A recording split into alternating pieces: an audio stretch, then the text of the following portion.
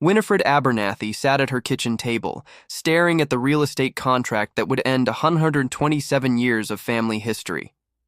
At 67, her arthritis-gnarled fingers trembled as she held the pen that would sign away the Abernathy Ranch, 240 acres of Tennessee Hill country that her great-grandfather Josiah had claimed with nothing but determination and a mule named Stubborn.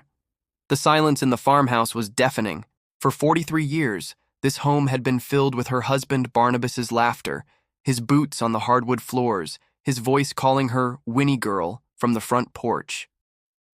Now, 8 months after his sudden heart attack, the quiet pressed against her like a physical weight. "Just sign the papers, Mrs. Abernathy," urged Preston Caldwell, the slick real estate developer who'd been circling her property like a vulture ever since Barnabas's funeral. "Hillcrest Development is offering you twice what this old place is worth. You can buy a nice little condo in town close to shopping and medical care. No more worrying about maintaining all this land by yourself." Winifred looked out the window at the rolling pastures where 4 generations of Abernathys had raised cattle, horses, and families.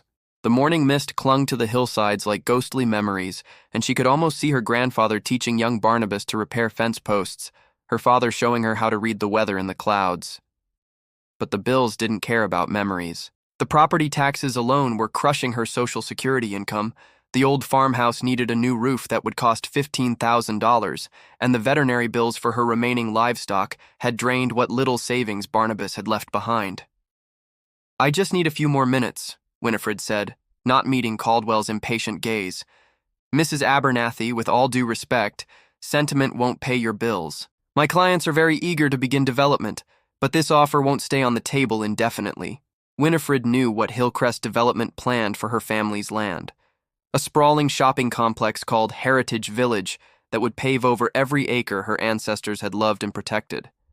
The irony of the name wasn't lost on her. They'd destroy actual heritage to build a fake monument to commerce. As she raised the pen to sign, a thunderous bellowing echoed from the pasture behind the house. Through the window, she saw her late husband's prize Hereford bull, Admiral, charging toward the farmhouse with unusual urgency.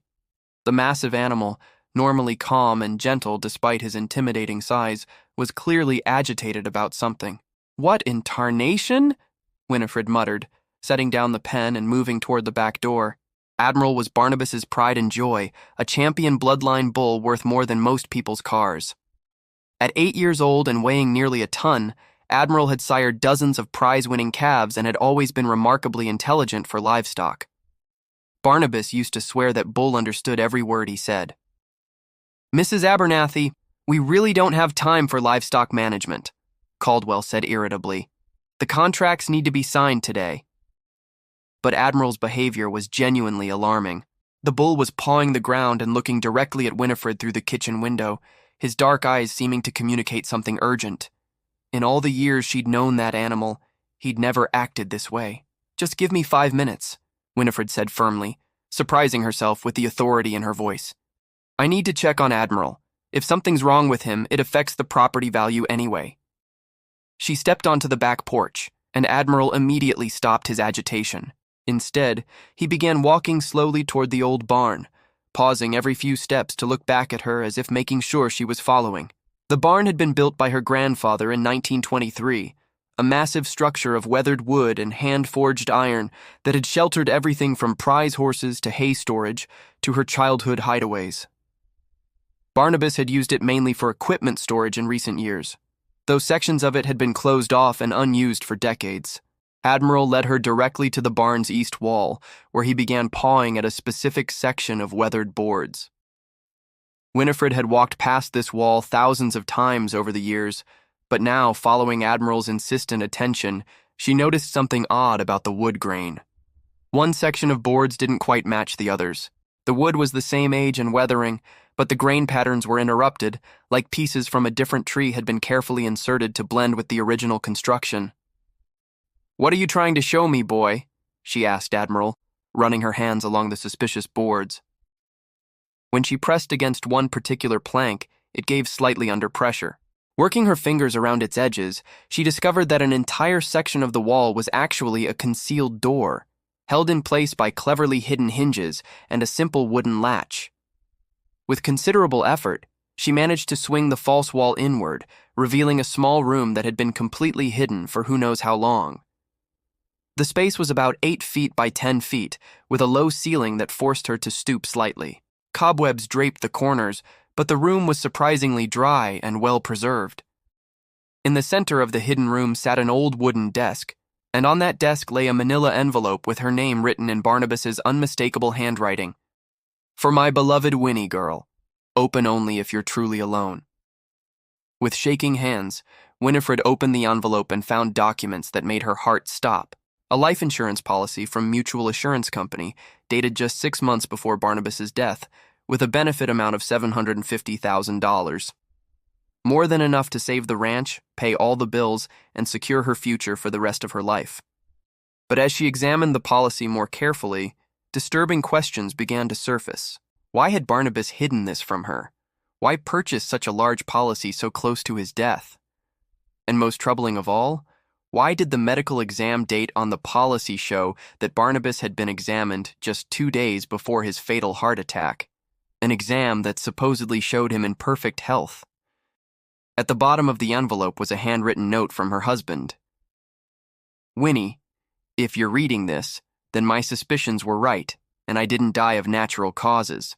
Preston Caldwell and his partners killed me to get our land, and they'll try to pressure you into selling for nothing. This insurance policy will give you the resources to fight them, but be careful who you trust. They're more dangerous than you know. All my love forever, Barnabas." Winifred's legs gave out, and she sank into the old chair, the implications of her husband's words crashing over her like a tsunami. Barnabas hadn't died of a heart attack. He'd been murdered, and the man currently sitting in her kitchen, pressuring her to sign away her family's legacy, was responsible for her husband's death. She looked at Admiral, who seemed to be watching her with unusual intelligence, and suddenly understood. This bull hadn't led her here by accident. Somehow, someway, Barnabas had trained his prize animal to bring her to this hidden room if something happened to him. As she carefully folded the insurance documents and slipped them into her apron pocket, Winifred felt something she hadn't experienced in months.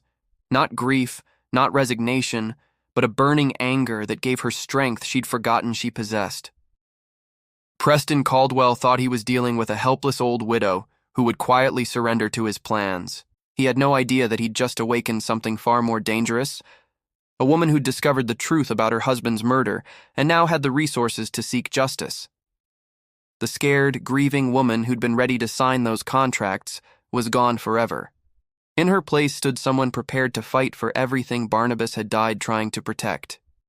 If you're enjoying this story, like this video and subscribe to our channel so you don't miss our stories. Winifred took a deep breath, folded the insurance documents carefully into her apron pocket, and walked back toward the farmhouse with Admiral following protectively behind her. Through the kitchen window, she could see Preston Caldwell checking his expensive watch and tapping his fingers impatiently on her dining table. For 8 months, this man had presented himself as a helpful businessman, offering her a way out of financial hardship. Now she knew the truth. He was her husband's killer, sitting in her home, eating her coffee cake, and pressuring her to hand over everything Barnabas had died protecting. "Mr. Caldwell," Winifred said as she entered the kitchen, her voice steadier than it had been in months. "I've been thinking about your offer." "Excellent. I knew you'd see reason, Mrs. Abernathy. You're making the right choice for your future." Caldwell reached for his briefcase, clearly expecting her to sign immediately. "Actually, I've decided not to sell." The words hung in the air like a thunderclap.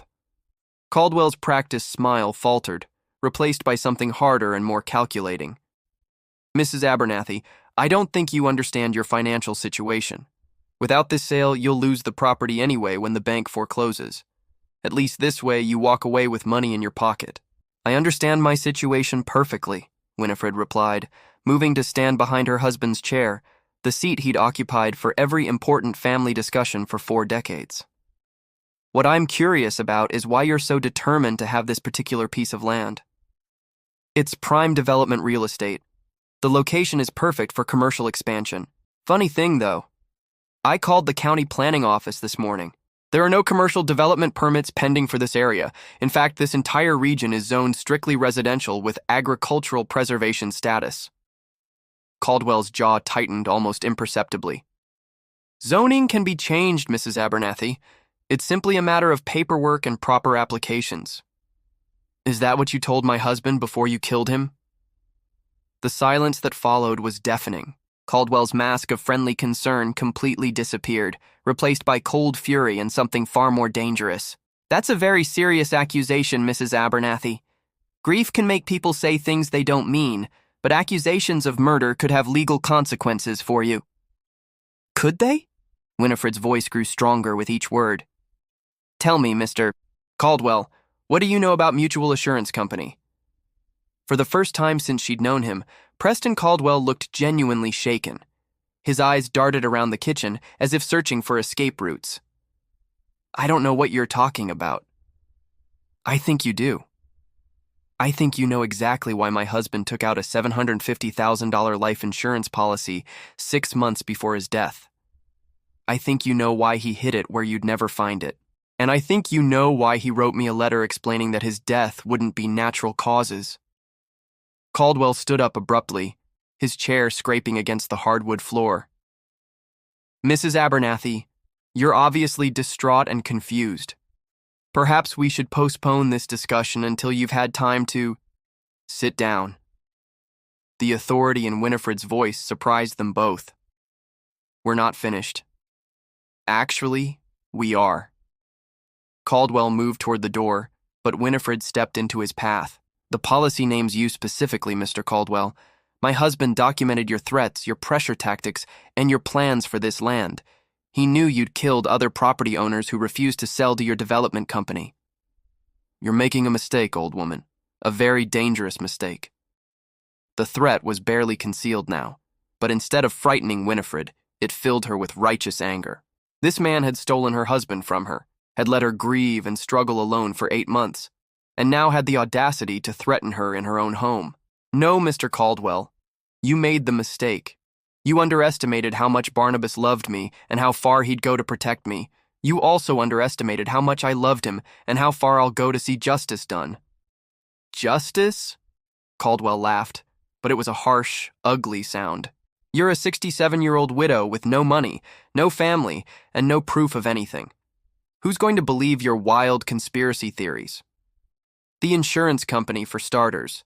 They're very interested in investigating suspicious deaths, especially when large policies are involved. The FBI Agricultural Crimes Unit is also fascinated by patterns of rural property owners dying under mysterious circumstances right before forced sales. That was a bluff. Winifred hadn't contacted anyone yet, but Caldwell's reaction told her everything she needed to know. His face went pale, and she saw genuine fear in his eyes for the first time. You haven't called anyone, he said, but his voice lacked conviction. Haven't I?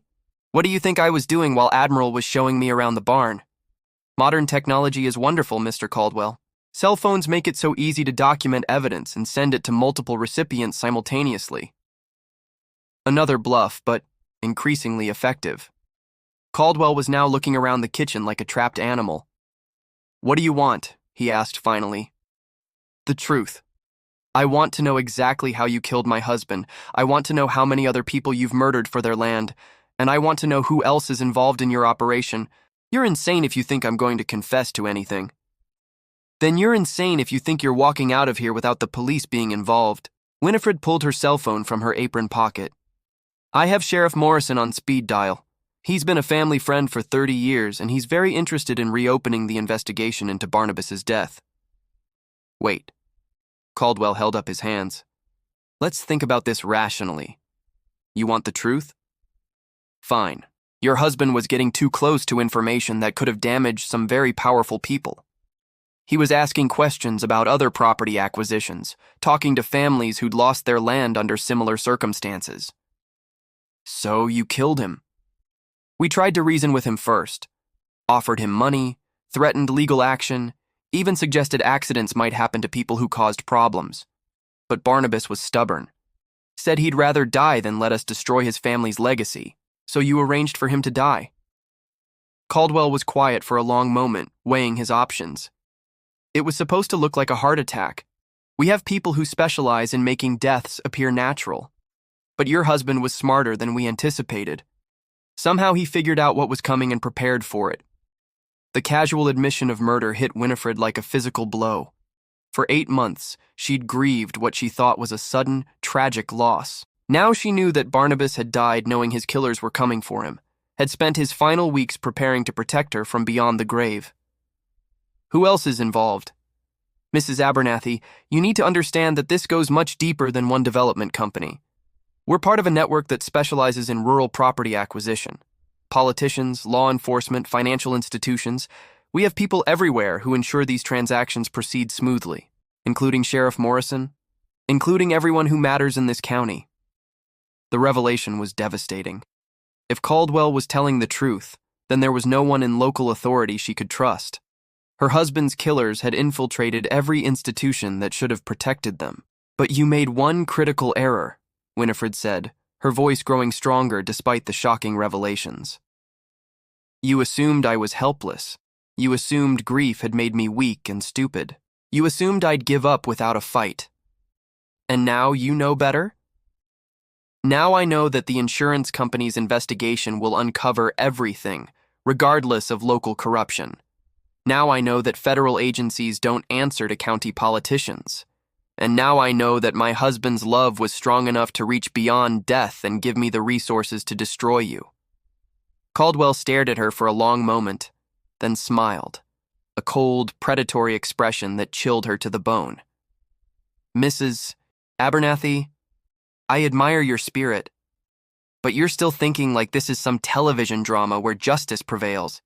This is real life, where money and power determine outcomes. Even if you somehow manage to cause us problems, you'll never live to see any victory. The naked threat hung between them, but Winifred felt no fear. She'd already lost everything that mattered most. What could they do to her that would be worse than living without Barnabas? Then you'd better make sure you succeed this time, she said quietly. Because if you fail, I'll spend every remaining day of my life making sure you pay for what you did to my husband. After Preston Caldwell left with barely concealed threats and promises that accidents happen to stubborn old women, Winifred sat alone in her kitchen, the weight of her situation pressing down like a physical force. She now knew her husband had been murdered, that a conspiracy reached into every level of local authority, and that her own life was likely in immediate danger. But she also knew something Caldwell didn't expect. She wasn't the helpless widow he thought he was dealing with. The next morning, as she was feeding her chickens behind the farmhouse, a battered pickup truck pulled into her driveway. The driver was a woman about her own age, with steel-gray hair pulled back in a practical bun, and the weathered hands of someone who'd spent decades doing physical work. Mrs. Abernathy, my name is Constance Holloway. I live about 15 miles east of here, and I think we need to talk. Winifred studied the woman carefully. Trust had become a luxury she couldn't afford, especially after learning how deeply the conspiracy reached into her community. What about? About your husband's death, about Preston Caldwell and Hillcrest Development, and about the fact that my husband died in a suspiciously similar heart attack 6 months before yours did. The words hit Winifred like a thunderbolt.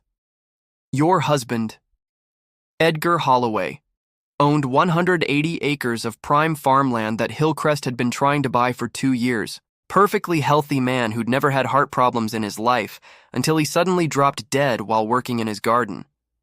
3 weeks later, Caldwell showed up at my door with contracts and threats disguised as helpful advice. Winifred invited Constance inside, and over coffee, the two women shared stories that revealed a pattern more extensive and sinister than either had imagined alone. How many others do you think there are? Winifred asked. I've been researching for months. At least 7 suspicious deaths in this county alone, all property owners who refused to sell to development companies connected to Hillcrest.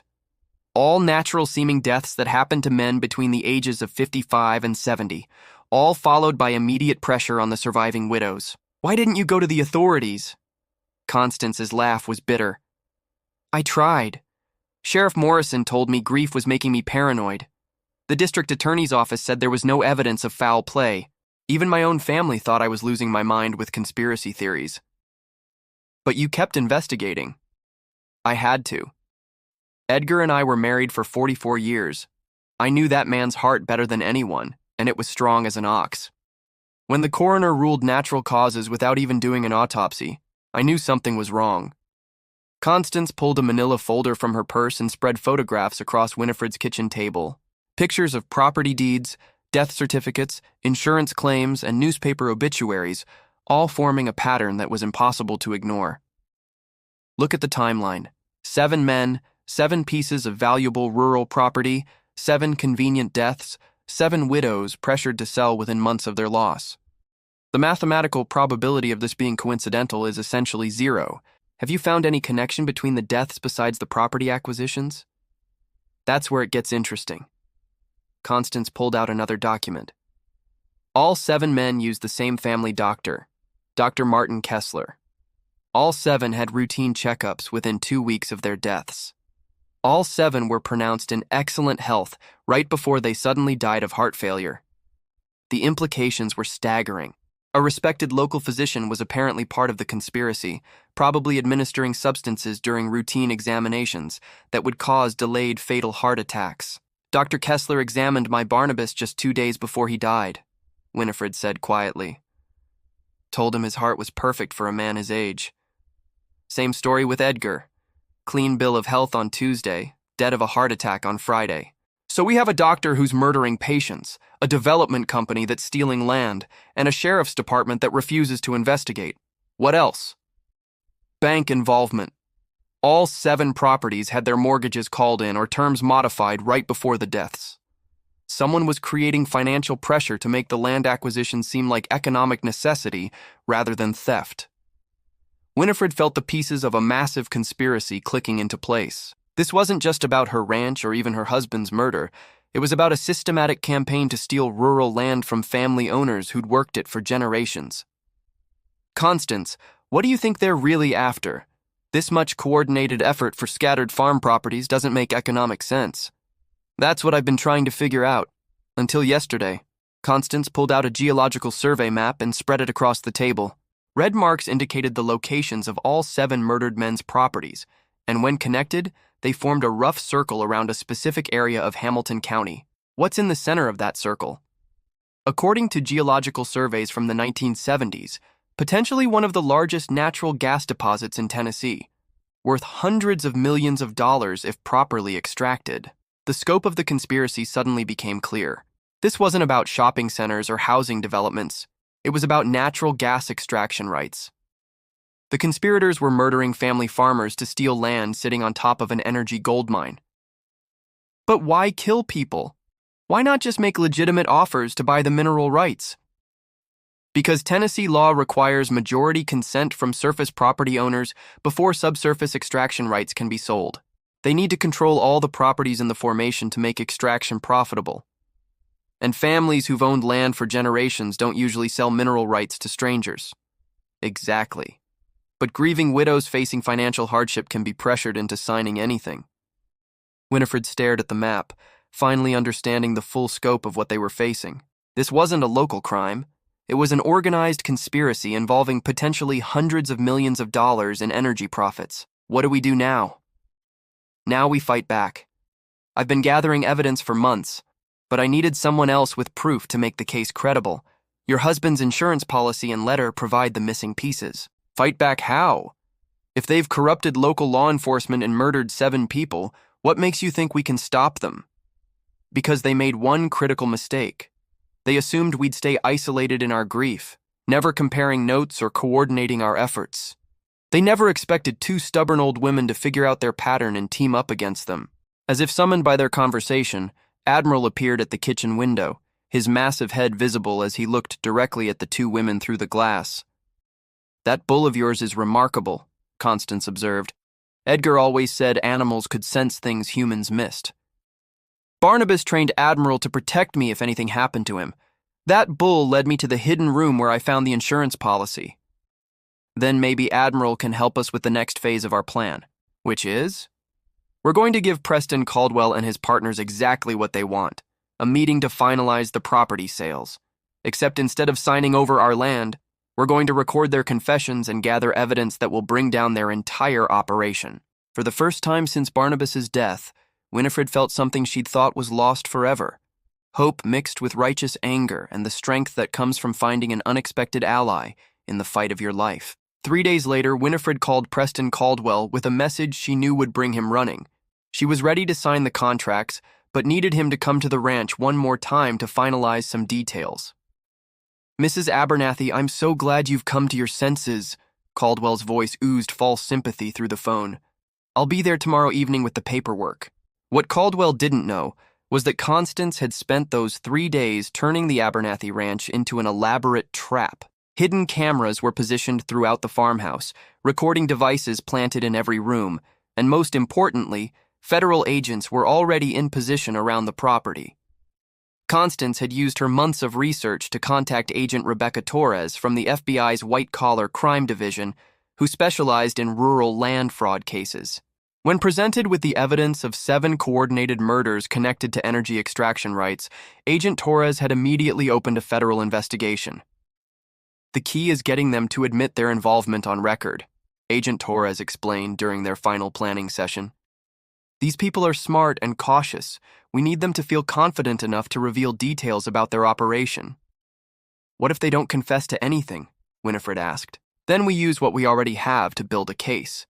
But a recorded confession would make prosecution much easier and help us identify all the players in their network."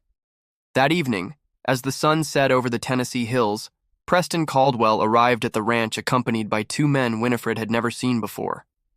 One was introduced as his legal advisor, the other as a property specialist, whose purpose remained unclear. "Mrs. Abernathy, I brought some colleagues to help expedite the final paperwork," Caldwell said as they settled around her dining room table. "We want to make this as smooth as possible for you." "That's very considerate." Winifred poured coffee for her guests, her hands steady despite the enormity of what she was attempting. "I have to admit, I've been wondering about some things regarding the property sale." "Such as?" "Well, my neighbor Constance Holloway mentioned that several other property owners in the area have sold to your company recently. All of them widows, all after their husbands died of heart attacks." Caldwell's expression didn't change, but Winifred caught a quick glance between him and his associates. "Tragic coincidences, I'm afraid. Rural life can be stressful, especially for men of a certain age." "Yes, that's what Dr. Kessler said about my Barnabas. Funny thing, though, Dr. Kessler examined all those men right before they died. What are the odds of that?" "Dr. Kessler is the most respected physician in the county. Many families use his services." Winifred nodded as if accepting the explanation, then dropped her bombshell. "I found some interesting things in Barnabas's papers after you and I talked the other day, including a life insurance policy I didn't know about." The temperature in the room seemed to drop 10 degrees. Caldwell's legal advisor leaned forward with sudden interest. "Insurance policies can be complicated, Mrs. Abernathy. Sometimes people think they have coverage when they don't." "Oh, this one's legitimate. $750,000 from Mutual Assurance Company. I've already spoken with them about processing the claim." "That's unexpected," Caldwell said carefully. "Your husband never mentioned having life insurance when we discussed the property situation." "He never mentioned a lot of things, apparently, like the letter he left explaining why he took out the policy." The 3 men exchanged looks that confirmed everything Winifred needed to know about their guilt and their danger. "What kind of letter?" the property specialist asked. "The kind that explains why a healthy man suddenly becomes concerned about dying. The kind that names specific people he was worried might harm him. The kind that details threats and intimidation tactics used to pressure property owners." Caldwell stood up abruptly. "Mrs. Abernathy, I think there's been a misunderstanding. Perhaps we should postpone this meeting until—" "Sit down, Preston." The authority in her voice surprised everyone, including herself. "We're going to finish this conversation." "Actually, we're not." Caldwell's mask of civility finally slipped completely. "You've caused enough problems, old woman. This was supposed to be simple. Sign the papers, take the money, move away quietly. Instead, you're stirring up trouble that could damage important business interests." "Important enough to murder my husband for?" "Your husband made a choice. He could have sold the property and lived comfortably for the rest of his life. Instead, he chose to be stubborn and investigate things that weren't his business." The admission was exactly what the hidden recording devices needed, but Caldwell wasn't finished. Do you have any idea how much money is at stake here? Your little ranch sits on top of natural gas deposits worth hundreds of millions of dollars. 7 families stood in the way of accessing those resources. 7 families who refused reasonable offers and had to be persuaded through other methods. Other methods like murder. Like necessary business decisions. Men who won't listen to reason sometimes require more permanent solutions to their stubbornness. The legal advisor grabbed Caldwell's arm, clearly trying to stop him from saying more, but the developer was beyond restraint now. Your husband wasn't the first, and you won't be the last if you keep interfering with our operations. Dr. Kessler has developed very efficient methods for handling problem cases. Heart attacks are so common in men over 60, especially after the stress of losing their family property. So you're admitting to conspiracy and murder. I'm admitting to successful business practices that maximize profit while minimizing complications. Your husband's death was a regrettable necessity. Yours will be equally regrettable if you don't sign those contracts tonight. That's when the front door burst open, and Agent Torres entered with 4 other federal agents, weapons drawn and badges clearly displayed. FBI, nobody move! The property specialist made a sudden move toward his jacket, but found himself face down on Winifred's hardwood floor within seconds. Caldwell and his lawyer raised their hands, their faces showing the dawning realization that their entire confession had been recorded. Preston Caldwell, you're under arrest for conspiracy to commit murder, federal land fraud, and racketeering, Agent Torres announced as handcuffs clicked into place. You have the right to remain silent. As the 3 conspirators were led away in federal custody, Winifred stood on her front porch watching justice finally begin to unfold. Admiral grazed peacefully in the pasture, as if he somehow understood that the danger to his home had finally passed. Constance joined her on the porch, both women feeling a mixture of exhaustion and vindication. Think it's really over? Constance asked. This part is, but now comes the hard part, rebuilding our lives and honoring what our husbands died protecting.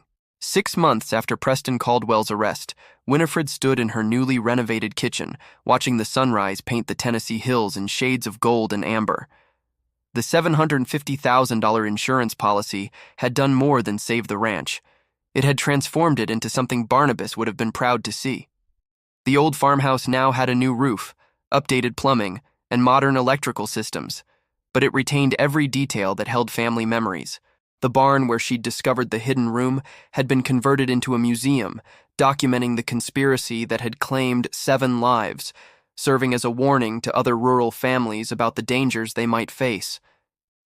Agent Torres's investigation had uncovered a network spanning 4 states, involving dozens of properties and millions of dollars in stolen land and mineral rights. Dr. Kessler had been arrested and charged with 7 counts of murder, his method revealed as a sophisticated poison that mimicked heart attack symptoms. The corrupt sheriff's department had been disbanded and replaced with state oversight, but perhaps most importantly, the surviving widows had formed an organization called the 7 Voices, named for their murdered husbands, dedicated to helping rural families protect their property from corporate predators. Mrs. Abernathy?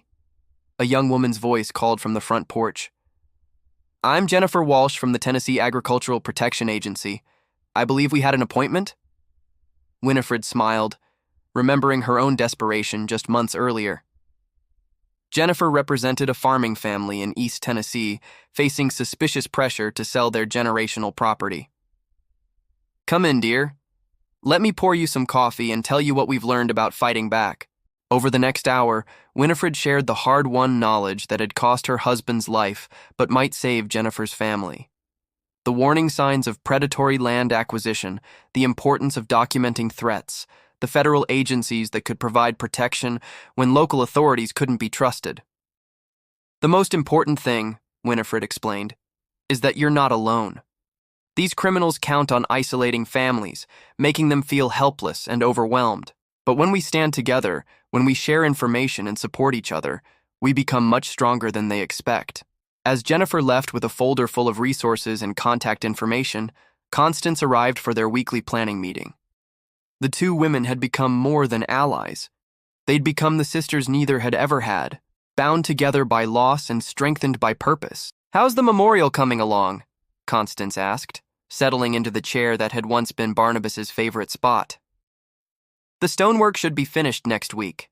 7 granite markers, 1 for each of our husbands, arranged in a circle around the old oak tree where Barnabas proposed to me. The memorial would serve multiple purposes, honoring the men who died, protecting their families' legacies, warning others about the dangers of corporate land theft, and providing a peaceful place for the widows to remember the love that had sustained them through their darkest hours. Any word on the mineral rights lawsuit? The state attorney general's office says we should have full control returned within the month. All the fraudulent contracts are being nullified, and any gas extraction will require legitimate negotiations with the actual property owners. It was a victory that would have made their husbands proud. Not just the return of stolen rights, but the establishment of new laws protecting rural landowners from similar schemes in the future. As evening approached, Winifred walked out to check on Admiral, who had become something of a local celebrity. Visitors to the ranch always wanted to meet the bull who solved the mystery, and Admiral seemed to enjoy the attention, posing regally for photographs while maintaining his dignified bearing.